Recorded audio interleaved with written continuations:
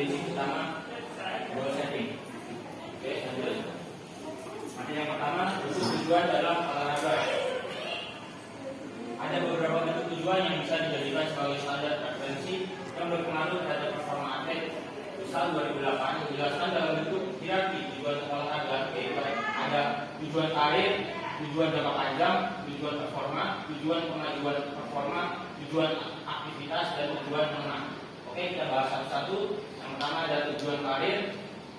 Pada tujuan karir yaitu tujuan di mana atlet menetapkan hasil akhir keterlibatannya dalam olahraga. Biasanya tujuan ini ditetapkan oleh atlet dan tidak bisa diubah kembali baik oleh pelatih ataupun pembina klub olahraga. Jika atlet menetapkan tujuan ini dan tidak bisa tercapai, kemungkinan atlet tersebut berhenti atau keluar dari olahraga yang digelupinya atau mengubah karirnya. Mengapa atlet mengubah karirnya? Kemungkinan besar performa atlet pada saat itu menurun. Contoh tujuan karir, atlet akan menjadi tim olimpiade sampai tahun 2012. Atlet akan berlatih dalam cabang olahraga gulat sampai berusia 25 tahun, dan banyak lagi contoh lainnya terkait dengan tujuan karir. Yang kedua ada tujuan jangka panjang. Meskipun tujuan ini memiliki rentang capaian cukup panjang, tetapi harus menetapkan beberapa standar prestasi yang harus dicapai secara spesifik. Contoh, tim Indonesia menjadi juara umum di SEA Games Myanmar. Tim Indonesia juara dan memperoleh medali emas di Olimpiade. Dengan demikian, tujuan jangka panjang yang relatif pelatih bisa menetapkan tujuan lebih dari satu pada setiap sesi pertandingan, tetapi minimal dapat menggambarkan pencapaian tujuan pada setiap tahapan. Tujuan ini ditetapkan oleh atlet dan memiliki potensi kecil dipengaruhi oleh pelatih. Kerugiannya adalah jika tujuan ini tidak tercapai, atlet kurang termotivasi untuk berprestasi atau atlet berhenti dari olahraga tersebut. Yang ketiga adalah tujuan performa. Dalam tujuan ini mengindikasikan beberapa performa standar atau hasil yang dicapai pada waktu tertentu. Tujuan ini berbeda dengan tujuan jangka panjang relatif. Tujuan ini hanya pada pencapaian performa. Tujuan ini berorientasi pada hasil atau performa berdasarkan semua perencanaan latihan dan jadwal pertandingan. Contoh tujuan performa: memecahkan rekor pada kejuaraan nasional, mencapai presentasi skor pada saat sesi latihan, belajar keterampilan secara khusus, dan lain sebagainya. Tujuan ini ditetapkan oleh atlet tetapi bisa dipengaruhi oleh pelatih. Pelatih hanya tahu sebagai konsultan saja pada saat atlet merumuskan tujuan. Hal ini bisa dijadikan penguat bagi atlet untuk sungguh-sungguh dalam mencapai tujuan tersebut. Selanjutnya ada tujuan peningkatan performa. Pada tujuan ini berfungsi sebagai indikator pencapaian peningkatan performa dalam latihan. Pencapaian tersebut biasanya diberikan tanggal, hari secara spesifik untuk keperluan evaluasi. Atlet menetapkan tujuan berdasarkan hasil konsultasi dengan pelatihnya. Ketika tujuan tersebut secara eksplisit ditentukan, mereka membuat jadwal yang diharapkan bisa meningkatkan berdasarkan kapasitas performa atau ini. Contoh dari tujuan ini misalnya lari sprint 200 meter dengan waktu yang memuaskan, memperoleh hasil terbaik dalam perlombaan menahan. Kegagalan dalam mencapai tujuan tersebut biasanya menyebabkan reaksi emosional seperti frustasi, depresi, dan tidak ada motivasi. Oleh karena itu, pelatih dan atlet harus waspada dalam menetapkan tujuan yang ingin dicapai dan memonitor setiap peningkatan yang dicapai oleh atlet, monitor dan evaluasi setiap terjadinya penurunan performa agar tidak terjadi kegagalan di masa yang akan datang. Selanjutnya ada tujuan aktivitas. Untuk penetapan tujuan ini merupakan faktor yang bisa dicapai dengan performa yang spesifik. Atlet juara pertanda adanya tujuan yang spesifik untuk setiap item latihan dan pengalaman kompetisi. Dalam tujuan ini, fokus perhatian atlet kepada apa yang harus atlet lakukan dalam satu performa, misalnya melakukan teknik baru, berkonsentrasi pada dengan panahan busur ketika melakukan holding dalam panahan. Pelatih dan atlet sama-sama bertanggung jawab dalam penetapan tujuan ini. Informasi performa yang dicapai atlet dari sebuah percobaan akan menjadikan sebuah patokan mencapai tidaknya tujuan tersebut. Kegagalan dalam mencapai tujuan tersebut biasanya atlet dan pelatih memiliki pendekatan alternatif untuk mencapai hasil yang diinginkan.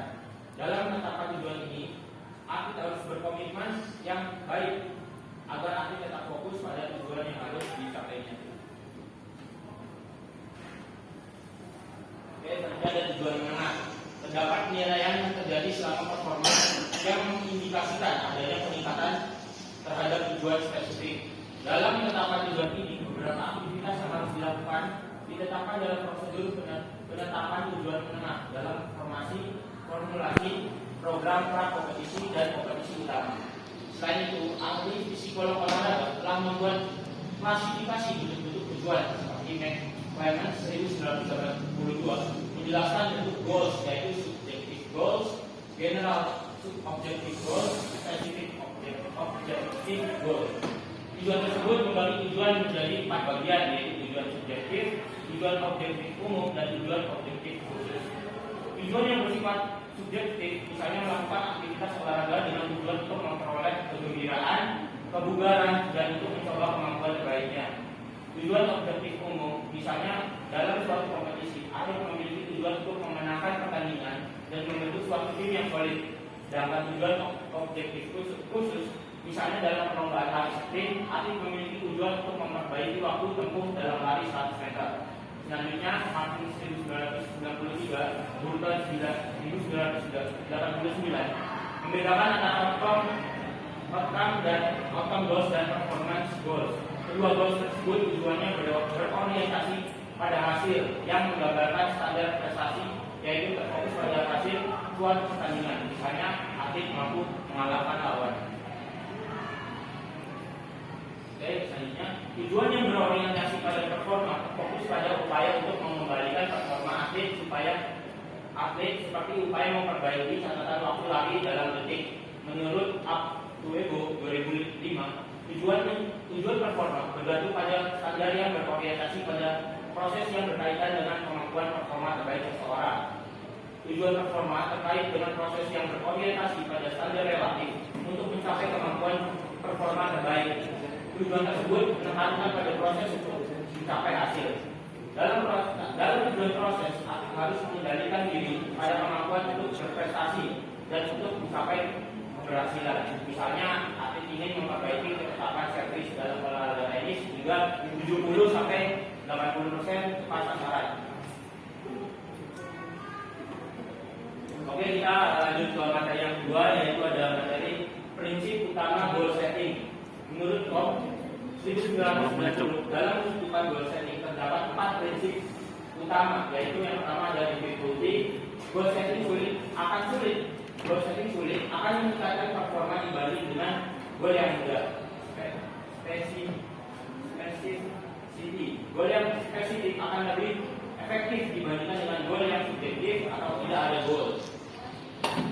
Acceptance, goal akan lebih efektif jika ditetapkan atau dibuat sendiri oleh atlet. Yang terakhir ada feedback, goal sendiri akan efektif jika tidak diberi umpan balik. Goal ya di sini goal itu dalam artian itu tujuan ya, goal itu tujuan. Oke, selanjutnya prosedur penggunaan goal setting adalah SCAEP. Yang pertama spesifik, harus jelas. Contoh, meningkatkan performa, seberapa besar yang mau diimprove dan bagaimana cara mengukurnya. Memperkirakan bagaimana dapat mengembangkan kerja keras untuk dapat meraihnya. Yang kedua ada challenging, menentang atau terkontrol. Set goal sedikit lebih tinggi dari makronya. Ada skala buat pencapaian. Ini sangon itu. Kontrol ada sendiri buat orang lain. Pakai lagu aja. Jangan dibayar sendiri ada dengan kegagalan. Gue ya fokus gitu ya. Cari misalnya ini aktif itu. Dan sertifikat untuk memperbaiki itu improve step by step. Measurable. Sangat gitu. Akan sangat memotivasi jika dapat dilihat dengan kata dan ukur. Terakhir ada personal, goal yang Anda buat harus sesuai dengan diri Anda sendiri, tidak boleh terpengaruh oleh orang lain karena itu akan mempengaruhi komitmen dan objektivitas Anda sendiri. Contoh, coba Anda pikirkan satu aspek yang Anda ingin tingkatkan dan bagaimana tanggapan ke program-program nyata yang Anda lakukan untuk mencapainya. A. Identifikasi aspek yang ingin ditingkatkan. Yang B. Skill kualifikasi apa yang diperlukan untuk meningkatkannya. C. Latihan yang bagaimana yang dapat membantu. Yang D, bagaimana Anda dapat mengukurnya. E, berapa persen target yang bisa kamu dapat berdasarkan tingkat kemampuan. F, tentukan tingkatan yang ingin Anda capai dalam batasan waktu. Yang terakhir, latihan yang bagaimana yang Anda akan lakukan untuk mencapai target Anda dan bagaimana cara mengukurnya. Yang kedua, langkah-langkah penetapan tujuan, goal setting. Di dalam latihan mental lainnya, pelatihan goal setting tidak memaparkan langkah-langkah prosedural, melainkan tips atau strategi melakukan tujuan yang baik. Tips tersebut bisa disebut dengan SMART goals agar lebih mudah diingat. Di bawah ini penjelasan akronim tersebut. Yang pertama ada A, spesifik. Tujuan-tujuan yang dirumuskan harus spesifik dan sejelas mungkin. Yang B, measurable. Tujuan-tujuan tersebut harus dapat dievaluasi dan dilakukan pengukuran apakah hasil dicapai atau tidak. Kalau perlu, gunakan skala 1-5 untuk meningkatkan nilai perubahan ke arah tujuan yang ingin dicapai. Evaluasi dapat dilakukan dalam beberapa waktu sekali, misalkan seminggu sekali, bulan sekali, atau seterusnya. Yang ketiga ada adjustable. Bersikap fleksibilitas dalam usaha meraih tujuan-tujuan yang telah ditetapkan. Ini karena ada berbagai faktor yang mempengaruhi tujuan-tujuan tersebut. Misalnya atlet mengalami cedera, pergantian pelatih, atau karena satu dan lain atlet batal mengikuti kompetisi. Begitu seterusnya. Akan tetapi perlu diperhatikan bahwa alasan-alasan sehingga terjadi pemunduran jadwal atau batas waktu seharusnya tujuan itu dicapai bukan alasan yang dibuat-buat karena faktor kemalasan atau sikap yang menunda-nunda. Yang dia adalah realistik. Tujuan-tujuan yang dirumuskan harus realistis bagi atlet dalam artian dapat diraih sekaligus menantang atlet untuk mencapainya. Yang E, time reference. Atlet harus menentukan batas waktu kapan seharusnya tujuan-tujuan tersebut harus dicapai, apakah dalam waktu beberapa minggu, bulan, atau tahun. Penentuan batas waktu ini harus realistis, namun menantang bagi atlet. Oke, selanjutnya menurut Dunstall yang dikutip oleh Dunstall 2009 memaparkan beberapa langkah yang harus diikuti ketika menetapkan tujuan. Langkah-langkah tersebut adalah sebagai berikut. Yang pertama adalah kesadaran terhadap tujuan. Bentuk tujuan yang harus dilakukan tidak harus ditata melalui sebuah daftar tujuan. Akan memungkinkan penetapan tujuan terkait dengan keterampilan yang harus dicapai agar akan lebih baik dan menetapkan rangka bekerja untuk mengembangkan tujuan yang realistik untuk setiap individu. B, menginventaris tujuan. Atlet akan menetapkan daftar tujuan dan tujuan tersebut harus memungkinkan bisa dicapai dan berkonsultasi dengan pelatih terkait dengan tujuan yang akan ditetapkan. C, menganalisis tujuan. Goal inventory akan dievaluasi bersamaan dengan tujuan lainnya sebagai upaya untuk melihat kesesuaian. Sebuah hierarki tujuan memungkinkan ditetapkan untuk setiap klasifikasi. Yang D, memilih tujuan. Hierarki tujuan memungkinkan untuk dievaluasi dan tujuan diseleksi. Kriteria untuk seleksi adalah sebagai berikut. Yang pertama ada tingkat kesulitan tujuan, tetapi tujuan tersebut dapat dicapai. Jangan menetapkan tujuan yang terlalu sulit dan tujuan terlalu mudah. Adanya kesepakatan antara atlet dan pelatih menetapkan prioritas tujuan ketika tujuan itu terlalu banyak yang dicapai. Tertuju pada peningkatan performa, bukan untuk memelihara performa atau menyebabkan performa yang menjadi menurun. Berhubungan dengan performa, bukan sesuatu yang belum jelas seperti kebanggaan atau perilaku agresif yang lain dapat diukur. Yang E, merumuskan tujuan.